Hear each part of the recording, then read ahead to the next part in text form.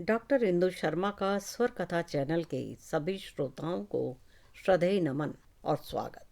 हमने पिछले सप्ताह पद्म पुराण पर चर्चा की थी।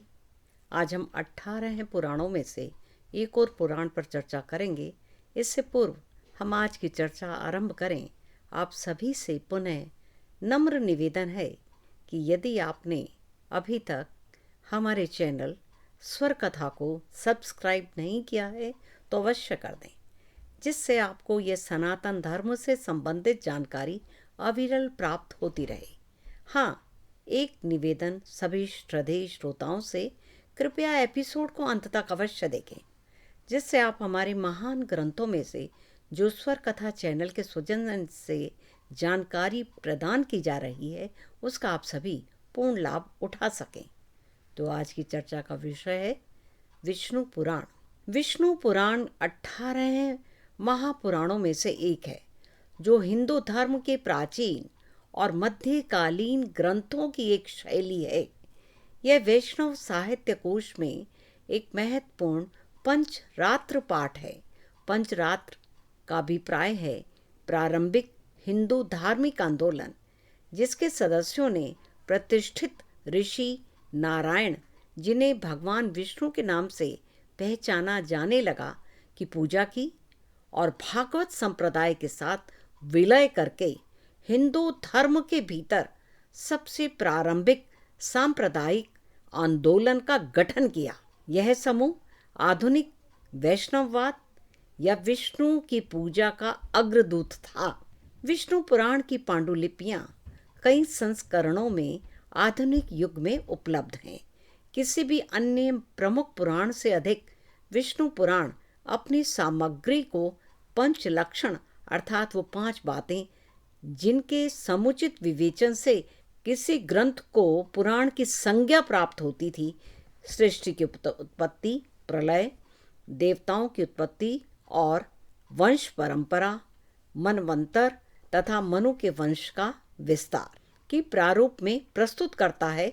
ऐसा बहुत से विद्वानों का मत है कि मूल विष्णु पुराण में 23,000 श्लोक थे। मौजूदा संस्करणों में लगभग 7,000 श्लोक हैं। ये मुख्य रूप से हिंदू भगवान विष्णु और कृष्ण जैसे उनके अवतारों पर केंद्रित है, लेकिन यह ब्रह्मा और शिव की भी प्रशंसा करता है और दावा करता है कि वह विष्णु पर निर्भर है। सभी प्रमुख पुराणों की तरह विष्णु पुराण के लेखन का श्रेय ऋषि वेदव्यास को देता है। विष्णु पुराण में 6 अंसा का अर्थ है भाग और 126 अध्याय हैं। पहले भाग में 22 अध्याय, दूसरे भाग में 16 अध्याय, तीसरे भाग में 18 अध्याय और चौथे भाग में 24 अध्याय हैं। 5वें भाग में 38 और छठे भाग में 8 अध्याय हैं। 5वां भाग विष्णु पुराण का सबसे लंबा भाग है और छठा सबसे छोटा भाग। अब प्रश्न उठता है कि विष्णु हैं कौन? माना जाता है कि विष्णु से यह ब्रह्मांड उत्पन्न हुआ और उसमें इसका अस्तित्व है और वही इसके अस्तित्व और विनाश को नियंत्रित करता है। वह ब्रह्मांड है। विष्णु पुराण की शुरुआत ऋषि मैत्रेय और उनके गुरु पाराशर के बीच वार्तालाप से होती है, जिसमें ऋषि पूछते हैं कि इस ब्रह्मांड की प्रकृति और इसमें मौजूद हर चीज की प्रकृति है क्या। विष्णु पुराण के पहले अंश में 22 अध्याय हैं और ये ब्रह्मांड विज्ञान प्रस्तुत करता है, जो ब्रह्मांड के निर्माण, रख रखाव और विनाश से संबंधित है। इसमें पौराणिक कथाएं हिंदू दर्शन के सांख्य स्कूल के विकासवादी सिद्धांतों से बुनी हुई हैं और हिंदू भगवान विष्णु को इस पाठ के ब्रह्मांड विज्ञान के केंद्रीय तत्व के रूप में प्रस्तुत किया गया है। इसमें मुक्ति के साधन के रूप में विष्णु के प्रति श्रद्धा और पूजा का वर्णन किया गया है। साथ ही विष्णु भगवान के पर्यायवाची नामों से जैसे हरि, जनार्दन, माधव, अच्युतम, ऋषिकेश और अन्य का प्रचुर उपयोग किया गया है। यह बताता है कि कैसे शिव और ब्रह्मा विष्णु की अभिव्यक्तियां हैं और कैसे वह हर प्रभाव का एकमात्र कारण है। समुद्र मंथन, नरसिंह, प्रहलाद और ध्रुव की कहानी भी इसमें बताई गई है। दक्ष और उनकी 8 पुत्रियों के वंश का भी सजीव वर्णन इसमें किया गया है। दूसरा अंसा यानी पृथ्वी। पाठ का दूसरा भाग पृथ्वी 7 महाद्वीपों और 7 महासागरों के बारे में इसके सिद्धांत का वर्णन करता है। इसमें मेरु पर्वत, मंदरा पर्वत और अन्य प्रमुख पर्वतों के साथ साथ भारतवर्ष, शाब्दिक रूप से भारत देश के साथ साथ इसकी कई नदियों और विविध लोगों का वर्णन किया गया है। 7 महाद्वीपों के नाम जम्बू, प्लक्ष, सलमाला, कुशा, क्रौंच, शक और पुष्कर हैं। प्रत्येक अलग अलग प्रकार की तरल पदार्थों से घिरा हुआ है। विष्णु पुराण के इस भाग में पृथ्वी, ग्रहों, सूर्य और चंद्रमा के ऊपर के गोलों का भी वर्णन है। भरत के सूर्यवंश एवं कुल का वर्णन है। इसमें भारतवर्ष के सभी पर्वतों, नदियों और राज्यों का वर्णन है। स्वयंभू मनु के पुत्र प्रियव्रत के संपूर्ण कुल का वर्णन भी इसमें किया गया है।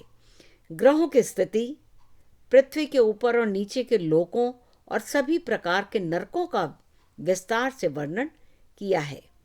तीसरा अंसा समय विष्णु पुराण के तीसरे भाग में मनवंतरों या मनु युगों के सिद्धांतों को प्रस्तुत किया गया है। यह हिंदू मान्यता पर आधारित है कि सब कुछ चक्रीय है और यहाँ तक कि युग भी शुरू होता है, परिपक्व होता है और फिर समाप्त हो जाता है। पाठ में कहा गया है कि 6 मनवंतर पहले ही बीत चुके हैं और वर्तमान युग 7वें से संबंधित है। विष्णु पुराण में जन्म से मृत्यु तक के संस्कारों पर कई अध्याय शामिल हैं। 4 वर्णों के नैतिक कर्तव्यों को यह प्रस्तुत करता है। प्रत्येक मनुष्य के जीवन में 4 आश्रम, चरण, विवाह अनुष्ठान सहित पारित होने के संस्कार प्रस्तुत करता है। विष्णु पुराण में कहा गया है कि ब्राह्मणों को शास्त्रों का अध्ययन करना चाहिए, देवताओं की पूजा करनी चाहिए और दूसरों के लिए तर्पण करना चाहिए। क्षत्रिय को हथियार रखना चाहिए, पृथ्वी की रक्षा करना चाहिए और वैश्य को वाणिज्य और खेती में संलग्न होना चाहिए, जबकि शूद्र को व्यापार के मुनाफे से निर्वाह करना चाहिए। सप्त ऋषियों के नाम का भी इसमें वर्णन किया गया है। कृष्ण द्वैपायन ने वेदों का विभाजन किस प्रकार से किया था, इसका भी उल्लेख इसमें निहित है। ऋग, यजुर, साम और अथर्व का वर्णन, शाखाओं का विभाग और उनका वर्णन, तैत्तिरीय शाखा की कथा का विस्तार से वर्णन इसमें किया गया है। चौथा अंसा भाग राजवंश। इसमें शाही राजवंशों की प्रस्तुति की गई है जो ब्रह्मा से शुरू होते हैं। उसके बाद सौर और चंद्र राजवंश, फिर युगों में पृथ्वी पर राजवंशों परीक्षित को वर्तमान राजा के रूप में घोषित किया जाना शामिल है। इस पाठ में शौंभरी, मंदात्री, नर्मदा, ऋषि कपिला, राम, निमि, जनक, सत्यवती, पुरु, यदु, कृष्ण, देवक, पांडु, कुरु, भरत, भीष्म और अन्य जैसे अनेक पात्रों की किंवदंतियां भी इसमें शामिल हैं। इस अंश में व्यवस्थ मनु के वंश का वर्णन भी विस्तार से किया गया है। सूर्य वंश के साथ साथ चंद्र के कुल का भी इसमें वर्णन है। इक्ष्वाकु, रघु, राम, निमि, ऋभु, ययाति और यदु जैसे सभी महत्वपूर्ण राजाओं की कहानियाँ और उन राजाओं के नाम भी जो अभी तक नहीं आए हैं इसमें वर्णन किया गया है। कलयुग के राजाओं अशोकवर्धन, पुष्पमित्र, शुंग, विजयामिनंदन, नागार्जुन आदि का भी इसमें वर्णन है। 5वां अंसा विष्णु पुराण की 5वीं पुस्तक सबसे लंबी है। इसमें 38 अध्याय हैं। ये विष्णु के अवतार कृष्ण की कथा को समर्पित है कृष्ण के जन्म की कहानी, उनके बचपन की लीलाओं, उनके कारनामों, मथुरा के राक्षस अत्याचारी राजा कंस के अत्याचार को समाप्त करने के विषय में इसमें बताया गया है। यह अंश पूर्णतः कृष्ण लीला को समर्पित है। छठा अंसा अर्थात मुक्ति।